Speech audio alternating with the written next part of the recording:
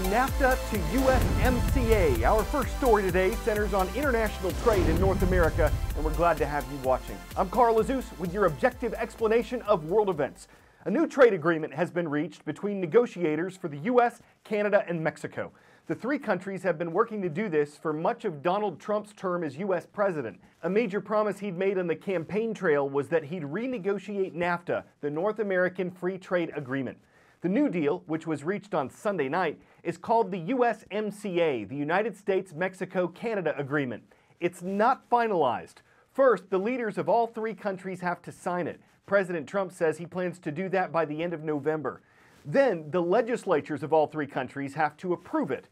In the U.S. Congress, this involves the Senate, which has the constitutional authority to approve treaties, and the House of Representatives, which also has authority when treaties are related to foreign trade. And like NAFTA, the USMCA is all about trade between the three North American countries. It involves a lot of compromise between them. For one thing, the new agreement is expected to help American farmers by allowing them to send more dairy, poultry, and eggs to Canada. But some Canadian dairy farmers are concerned it'll hurt their business. One criticism of NAFTA was that it led American automakers to shift production to Mexico, where it can be done less expensively because workers there earn less money. The USMCA is intended to encourage U.S. car makers to do more of their manufacturing in the U.S., but critics say it could lead them to do more in Asia. So what will actually happen? Time will tell. Weeks of bitter negotiations, an American president who would not back down, threats to leave Canada out of a modernized NAFTA, and then at the 11th hour, a deal. Here's what we know. It will not be called NAFTA, the North American Free Trade Agreement from 1994 that Trump has called the worst deal ever signed. It will be the USMCA, the United States-Mexico-Canada Agreement.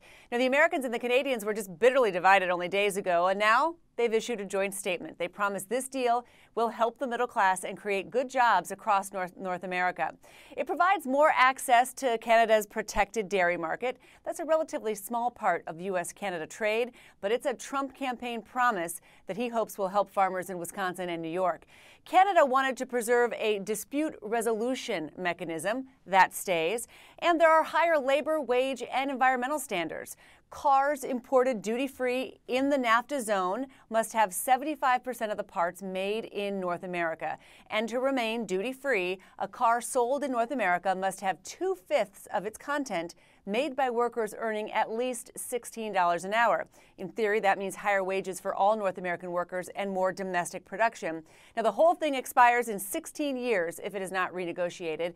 Bottom line, it removes Trump's threat of 25% auto tariffs, but it does not kill the steel and aluminum tariffs that American manufacturers and automakers oppose.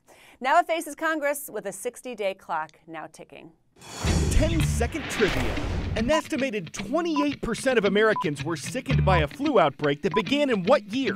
2018, 2009, 1947, or 1918? The Spanish flu, the most severe flu outbreak of the 20th century, started in 1918 and sickened more than a quarter of the population. The Spanish flu killed an estimated 675,000 Americans and tens of millions of people worldwide, more than the number who died in the First World War. And while last winter's flu outbreak wasn't nearly that bad, it was still the deadliest in decades. It killed an estimated 80,000 Americans, the most deaths from the flu since 1976 and possibly farther back than that. The 2017-2018 flu season had another superlative. It was severe across all age groups, the first year that happened, according to the U.S. Centers for Disease Control. And there were 3 weeks in a row when the entire continental U.S. was highly affected. What about the flu vaccine? Scientists say last winter's vaccine effectiveness was around 40%. By that, they mean that people who got the flu shot had a 40% less risk of having to go to the doctor for flu treatment. It was one of the less effective vaccines in recent years. Still, the CDC says that getting the vaccine is the best way to prevent getting the flu. How about this winter? Well, in Australia, where winter just wrapped up, there was a relatively mild flu season this year. What happens there can be one indicator of what happens in the U.S. winter months ahead. It's amazing how much more we know about how to predict the flu.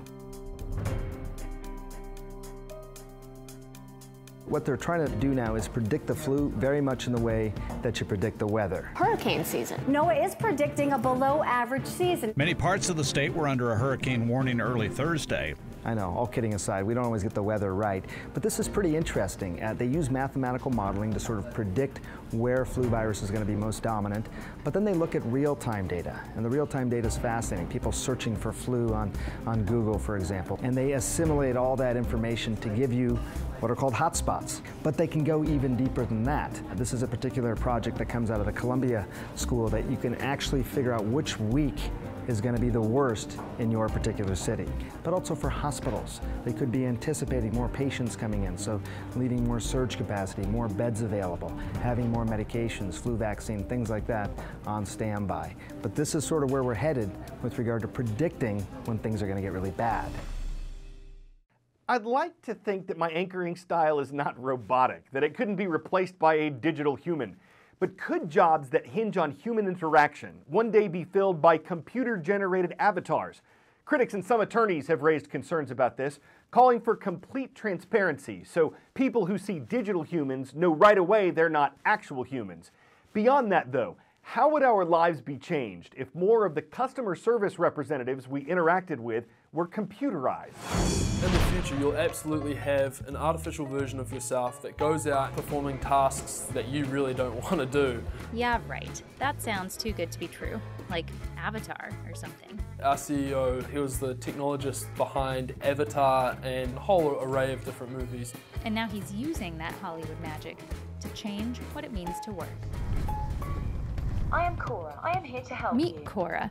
She's a digital version of an actual human. Cora's consistent, Cora never sleeps, Cora's able to answer questions 24/7. She's Okay. If she's so great, why don't you just hire her? At some point in 2018, going live with Cora is our ambition. Cora is currently being tested as a customer service rep at one of Great Britain's largest banks. I've lost my card. Do not worry. Losing a card can happen to anyone. There have been other virtual agents which are avatar-based, but I haven't seen anything that is quite as realistic. Cora is kind of like a chat bot, Do you have mobile banking? but one that analyzes your facial expressions and speech. And it was developed here at a New Zealand-based artificial intelligence company called Soul Machine. The whole point of it is to make machines more like us, to sort of understand the intersection between computer science and human consciousness. Soul Machines have sold a handful of avatars to companies across the world. Welcome to Mercedes-Benz. Looks familiar, right?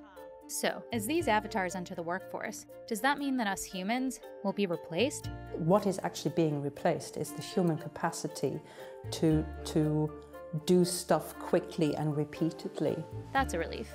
Sort of.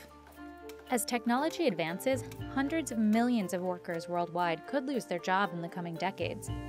A scary thought, but also a chance to approach work differently. Perhaps in 10 years, perhaps in 20 years. We need to look at how we define what work is. That is a sort of much bigger question we need to answer as a society.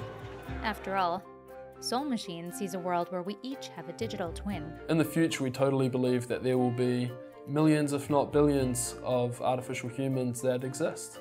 And if you could send your fake self to the office every day, how would you choose to spend your time?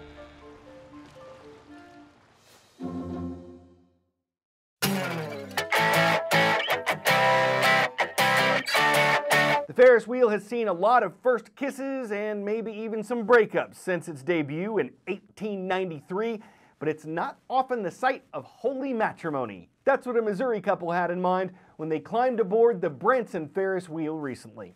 They met in 1994 but lost touch for a while. After getting reconnected, then they got permanently connected on board the wheel. The vows, the rings, the commitment, all part of the 15-minute ceremony.